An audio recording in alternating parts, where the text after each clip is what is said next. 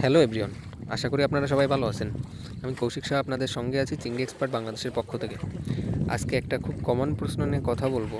আমার সাথে যাদের কথা হয় বেশিরভাগ এইটা জিজ্ঞাসা করে, এটা জানতে চাই, দাদা কোন রেনু ছাড়বো, নদীর নাকি হ্যাসারির?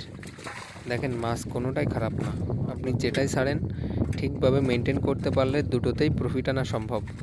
কিন্তু এই রেনুর দুনিয়া সিটার বাটপারে ভরা। আপনি যদি রেনুটা একটা ভালো সোর্স থেকে সংগ্রহ করতে পারেন, সেটাই হবে আপনার জন্য সবথেকে বড় প্লাস পয়েন্ট। আর অনলাইন তো আরও ভয়ঙ্কর জায়গা। এখানে সবাই শুধু ভালো দিকটা দেখায়, খারাপ দিকটা কেউ বলতে চায় না। তাই যেটাই করবেন বুঝে শুনে করবেন, যাচাই বাছাই করে তারপর মানুষকে বিশ্বাস করবেন।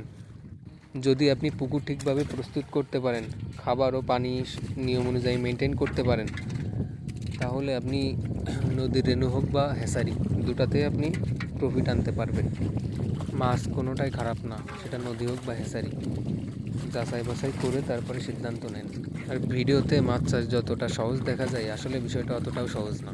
খুবই একটা পরিশ্রমের কাজ। আপনি যদি মনোযোগ সহকারে ধ্যান জ্ঞান ওর ভিতরে দিয়ে করতে পারেন, অবশ্যই ভালো কিছু সম্ভব। ধন্যবাদ সবাইকে। আর আপনারাও আমাকে পরামর্শ দেবেন যাতে আমি আরও শিখতে পারি। ভালো থাকবেন সবাই।